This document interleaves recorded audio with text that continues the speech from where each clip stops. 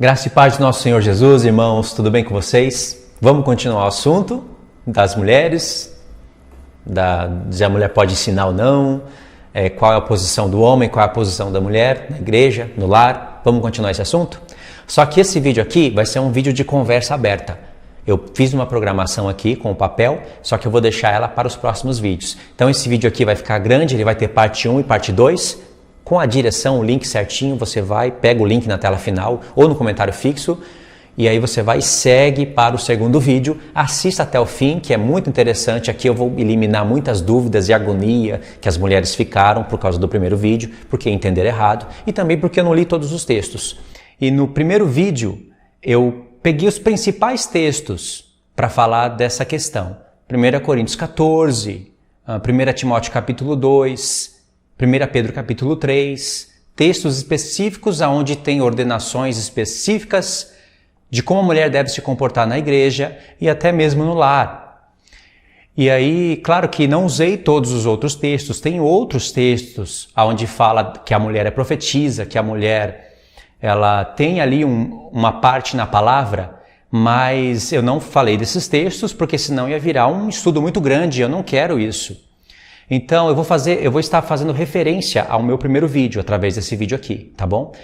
Nesse vídeo aqui eu não vou usar aqueles textos ainda onde fala da mulher profetisa, que a mulher tem um ministério ali com a palavra.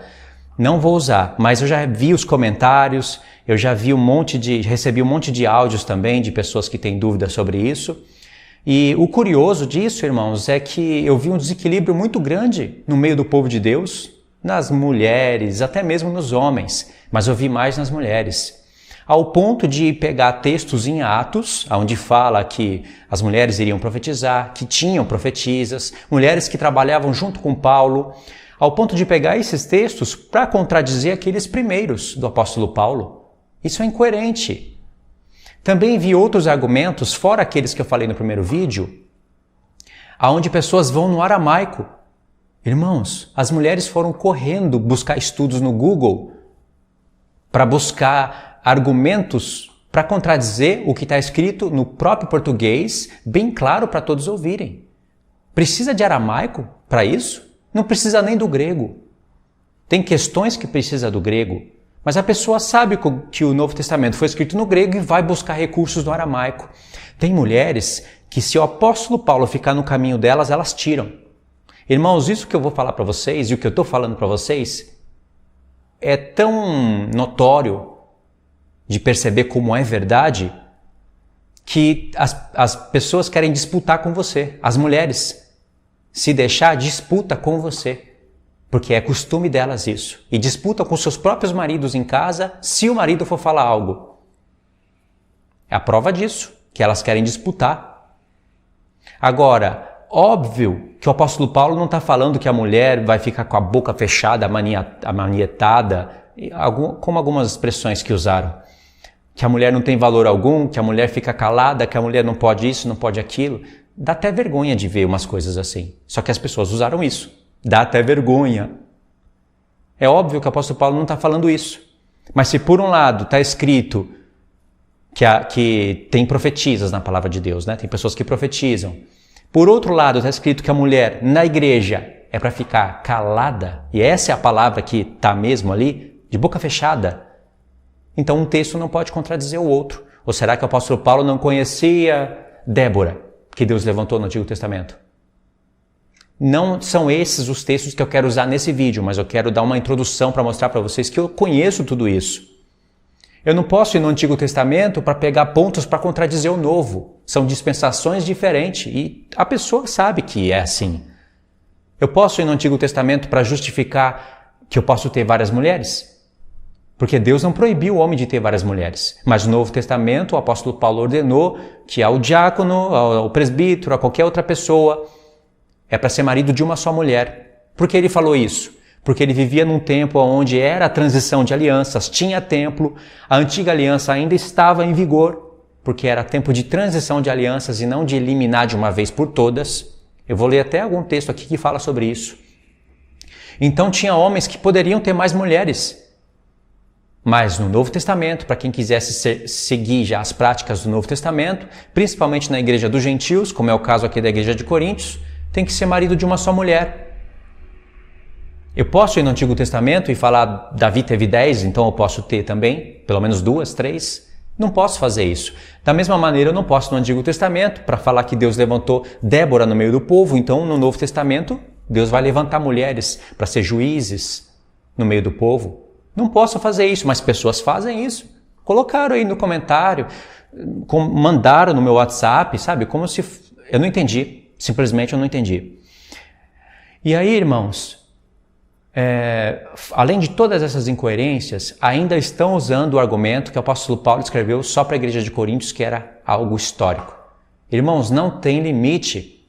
Agora vocês vão se colocar na pele dos pré-tribulacionistas, porque apesar da mensagem ser outra, né, ser outro, não estou falando de escatologia aqui, mas as incoerências e agora os textos que eu estou colocando vão botar essas pessoas, essas mulheres que querem rebater a palavra de Deus, na mesma situação que um pré-tribulacionista. Não tem recurso. Então, aí eles vão para qualquer ponto para justificar a prática que está errada.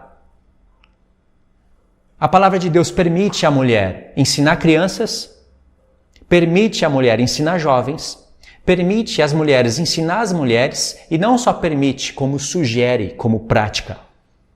Mas sabe o que a mulher fala? Não estou satisfeita com isso. Eu quero profetizar na igreja, no meio de todo mundo. Todos têm que ver que eu sou profeta. Mas a palavra de Deus não permite isso. Para você ser uma profetisa, olha bem o nome da palavra, profetisa. Quer dizer que você tem mensagem de Deus para entregar. Mês passado eu recebi uma mensagem de uma irmã, onde ela falava que os meus pés estariam na terra de Israel. Ela falou que não só a minha voz chegaria na terra de Israel, mas os meus pés estariam lá, que era para preparar a minha estrutura. Porque a minha mensagem, e eu mesmo iria estar lá. E isso é algo que o Senhor já tinha me mostrado no Japão. Ela recebeu algo do Senhor quando estava orando e me contou no celular. Não boto aí no canal para não ficar essa coisa assim, de parece que eu estou me engrandecendo. Mas eu recebi mensagens assim de várias irmãs. São profetisas. Precisou a gente estar no culto e elas levantar e falar, Orra baixala carabalachala, assim diz o Senhor.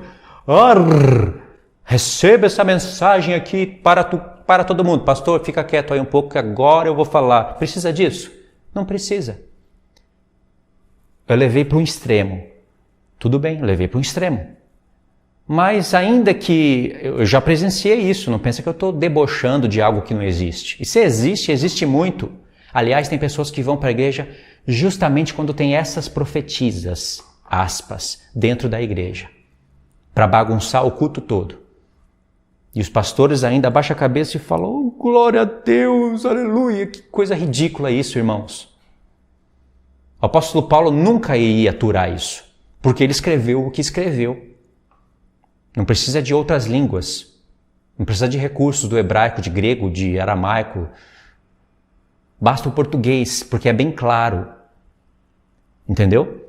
Então, precisa de tudo isso daí para profetizar? Não. Basta você entregar a mensagem que foi da parte de Deus, pronto, profetiza. É bem diferente de uma mulher estar lá, dentro de uma congregação, ou mesmo no lar, tendo o sobrenome de pastora ou não importa, mas é bem diferente de uma mulher estar lá ensinando e todo mundo sentado, homens, cabeças, sentado ouvindo. E ainda a mulher dessa cajadada. Porque essa é uma característica de mulher também, não é? É bem diferente isso. Irmãos, vocês não percebem, não? No Novo Testamento, quantos exemplos a gente tem de mulheres pastoreando? Quantos exemplos a gente tem de mulher líderes? A gente não tem nenhum na história do Novo Testamento. A gente tem exemplos depois disso, nos dias de hoje. Mas na palavra a gente não tem. A gente tem mulheres que estavam cooperando com o apóstolo Paulo e mesmo assim elas não estão ensinando. Por quê?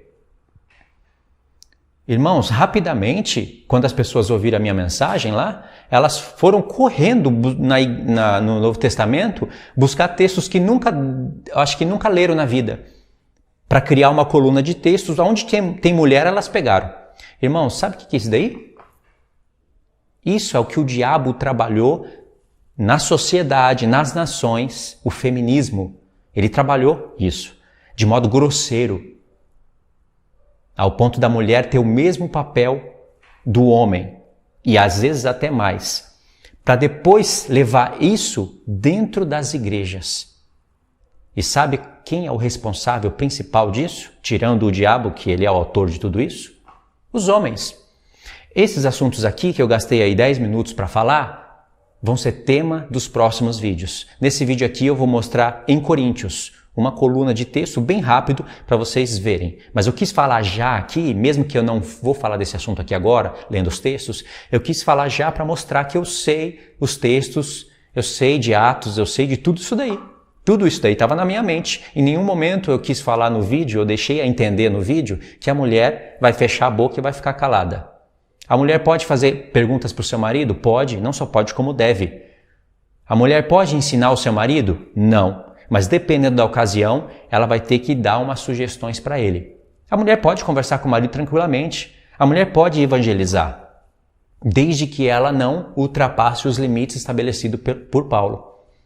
Desde que ela não vá caçar coisas confusas, argumentos asquerosos, para contradizer Paulo e Pedro. Pessoas que usam esses argumentos. Esse do aramaico eu não vou nem contar como coisa muito grave, porque isso é falta de conhecimento, de saber ler o próprio português e interpretar o texto. Mas pessoas que vão pegar argumentos na história para falar que o apóstolo Paulo era judeu e, portanto, era machista. E naquela época as mulheres eram desprezadas, então o apóstolo Paulo teve que agir dessa maneira, mas não é assim hoje. Essas pessoas são joio no meio do trigo. Não quer dizer que não pode se converter a trigo. Assim como o trigo se converte para joio, o joio se converte para trigo, quando se fala de homens. Mas se continuar assim é joio. Porque quem está por detrás disso é o diabo, trabalhando no feminismo e disfarçando isso com a palavra oposta, acusando o que é bíblico de machismo. Entendeu qual é a jogada do diabo? Ele é astuto. Então vamos para o tema do vídeo agora, 13 minutos. Vamos ler 1 Coríntios, capítulo 1, do 10 ao 17, só para dar um exemplo, porque essa questão das mulheres não é o único ponto que é desobedecido. A questão do batismo é desobedecido, da Santa Ceia é desobedecido. Das línguas são assuntos desobedecidos. Mas o quê? As viúvas. Quem é a igreja que socorre viúva hoje? A igreja nem liga para isso. E o que está por detrás? Presta atenção nisso, que esse é o ponto-chave de todos os vídeos. O que está por detrás de tudo isso é dinheiro. Sabe por quê? Porque o pastor não pode ir contra isso uma vez que a igreja lá está formada. Ele olha para os homens, para as almas, como dízimo. Se olhasse para as almas como um verdadeiro dízimo da palavra, ia muito bem. Mas o dízimo é dinheiro. E se ele pregar ao contrário, olha para o grupo de louvor, mulheres dominando. Na palavra, às vezes é a mulher que está dominando. A mulher não tem o sobrenome de pastora, mas a presença dela é de pastora. Até os homens se abaixam a cabeça. Não é assim em todos os lugares, mas é assim em muitos. E se ele quebrar isso, a igreja se divide. Sai mulher, arrasta um, arrasta outro, aí vai os comentários, vai pelo WhatsApp, vai no particular, entre as fofocas. Quebra a igreja em 2, 3 partes, o que acontece? O seu sustento é dizimado. O que está por detrás de tudo isso é isso que eu acabei de falar. É o ponto principal. Então ensinam as mulheres a agirem de maneira errada e as mulheres, se aproveitando de que os homens não tomam a atitude que o homem deve tomar na palavra, elas pegam e tomam a frente, achando que isso é o que Deus quis. É o que Deus pensou assim, bom, já que os homens não fazem, fazem as mulheres então. O apóstolo Paulo ele não previu isso. Lembra? Vou falar mais um pouquinho aqui, antes de entrar nos textos. Mais um pouquinho. Talvez eu vou deixar essa coluna aqui de textos para o próximo vídeo, já que deu 15 minutos e eu não entrei no assunto. Vou até desligar a tela do celular aqui, porque eu ia ler os textos. Irmãos, presta atenção. 1 Coríntios 14. O apóstolo Paulo, ele está falando de coisas que devem ser, como se deve agir dentro da igreja, mas o assunto ele está misturado. É que é muito ligado mesmo. Na verdade, você está lendo 1 Coríntios 14, mas volta em 1 Coríntios 11, pelo menos. Porque em 1 Coríntios 10 ele vai traçar um paralelo entre Moisés com os filhos de Israel e muitas nações passando pelo mar e o batismo do Novo Testamento. Ele vai traçar um paralelo entre uma coisa ou outra e dali vai levar o assunto para a Santa Ceia. No capítulo 11. Da Santa Ceia, ele vai para o capítulo 12 e vai falar de línguas e vai explicar o motivo das línguas que são desobedecidos na igreja. Alguém ora para interpretar as línguas? Não. Já participou de um culto onde o pastor está induzindo as pessoas a orarem para interpretar aquelas línguas que são faladas de maneira... Não vou nem falar isso, mas de maneira que não é para ser falada? Não, porque ele falou que aquele que não interpreta não fale. Fale consigo mesmo. Não fala na igreja porque vai causar escândalos. Porque a língua não é para os crentes e sim um sinal para os ímpios. Agora, a profecia é um sinal para os cristãos. Difícil de entender, mas eu entendo isso. E ele explicou isso e traçou paralelos com Isaías, com a lei. Na verdade, com Isaías, né? Ele chamou Isaías de lei, porque Isaías é uma lei, né? Eu sei que é os profetas, mas ele chamou o que está em Isaías de lei. E explicou, traçou um paralelo com o Atos dos Apóstolos, lá em 1 Coríntios 14. Então ele está falando dos dons e está distribuindo cada coisa no seu devido lugar e ensinando a igreja como ela deve agir. Então a igreja não obedece isso, fala em línguas, desobedece, porque é Deus que está fazendo. O que o apóstolo Paulo escreveu? Cultural. Era só para aquela igreja bagunceira. E a bagunça de hoje? Não serve, era só para a igreja de Coríntios. Isso daí é o quê? É trigo? Tem alguma aparência de trigo isso? Não tem, irmãos. E aí, 1 Coríntios 12, ele está falando isso, fala da mulher. Em 1 Coríntios 11, também, ele estava falando do batismo e de repente, de Coríntios 10 para 11, ele foi falar de Cristo, que o pai é o cabeça do filho, e o filho é o cabeça de todo homem, e todo homem é o cabeça da mulher. Uma hierarquia, que também é torcida pela igreja, principalmente pela Trindade. Existe essa hierarquia? Existe, ponto final. É bíblico. Não aceita isso? Então vai torcer as escrituras para o lado dos pais da igreja. Mas existe essa hierarquia bíblica. Entendeu? Jesus é divino como pai, divindade é divino, sempre existiu, é eterno, não se discute. Mas o filho é menor e ponto final. Isso é o que o apóstolo Paulo falou. É menor. É Deus? Sim, é Deus menor. É divino como pai, mas é menor. Senão o filho não seria a cabeça. Senão o pai não seria a cabeça do filho. O homem não é a cabeça da mulher? É. E o homem não é maior? É. Então o pai é a cabeça do filho, então o pai é maior. E o filho mesmo fala que o pai é maior, ponto final. Isso que ele falou em 1 Coríntios 11. Depois ele vai falar da mulher, quando for orar ou profetizar, deve usar véu na cabeça. E o homem não. A mulher deve usar véu em sinal de autoridade, ou como diz outras traduções, de submissão, por causa dos anjos, não de anjos celestiais, mas por causa dos anjos mensageiros, homens. Anjo não tem nada a ver naquela história ali. E aí fica até difícil de entender se ele está falando que a mulher tem que pôr véu ou não. Alguns interpretaram que a mulher tem que usar véu, ignoraram a parte do cabelo que foi dado no lugar de véu, né? O cabelo ele cobre a cabeça, então a mulher tem que usar cabelo grande, não precisa ser cabelo lá nos pés, na cintura, se ela quiser usar, mas tem que cobrir a cabeça. O homem não. Esse é o assunto que ele está tratando ali. Aí a igreja, a congregação cristã, entendeu errado e ali criaram a lei de dividir mulher para um lado, homem para o outro, e mulher com véu e homem sem véu, etc. Mas não é isso que o apóstolo Paulo está falando, mas no entanto ele falou que a mulher que ora e profetiza deve usar véu, então a mulher profetiza. Mas ele não está falando de profetizar no meio do culto, da mulher lá ensinar. Ele está falando de ministério de profetizar, que é bem diferente do ministério de ensinar. Se bem que quem ensina profetiza, mas ali ele está falando de profetizar uma mensagem do Senhor. E não no meio do culto, porque ele já deixou bem claro em 1 Coríntios 14 que ele ordena em todas as igrejas que as mulheres aprendam em silêncio e não ensine. E traçou um paralelo lá com a lei. Ele diz que a lei determinava isso. O que Deus falou para Adão e Eva é o determinante, não é só contexto histórico. E aí você chega em 1 Coríntios 14 e está vendo essas coisas. Deu para entender? O assunto começa lá no 10, no 11. E ele é cuidadoso, o apóstolo Paulo é um homem cuidadoso, sabe por quê?